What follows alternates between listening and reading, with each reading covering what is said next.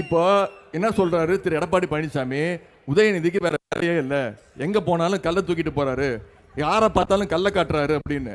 நானாவது கல்லை தான் காட்டுறேன். திரு எடப்பாடி பழனிசாமி நீங்க எதை காட்டுறீங்க? எதை காட்டுறீங்க? எதம்மா காட்டுறீங்க?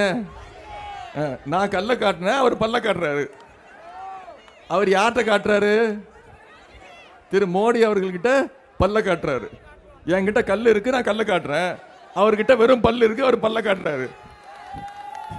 இதற்கெல்லாம் ஒரு தெரியுதா? நல்லா காட்டுறாரா? நான் சிரிச்சா என்னங்க தெரியும்? சிரிச்சா என்ன தெரியும்? பல்லு தானே தெரியும். நான் சிரிக்கிறார், பல்லு தெரியுது.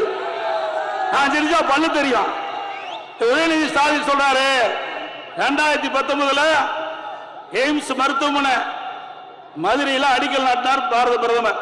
இப்ப நானும் அவரோட அமர்ந்திருந்தோம். அப்ப சிரிச்சுட்டு இருந்தோம்.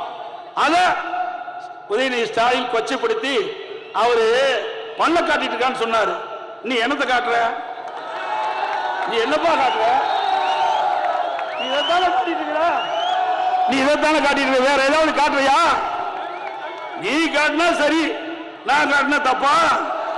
சிரிக்கிறது தப்பா? சிரிக்கிறது தப்பா?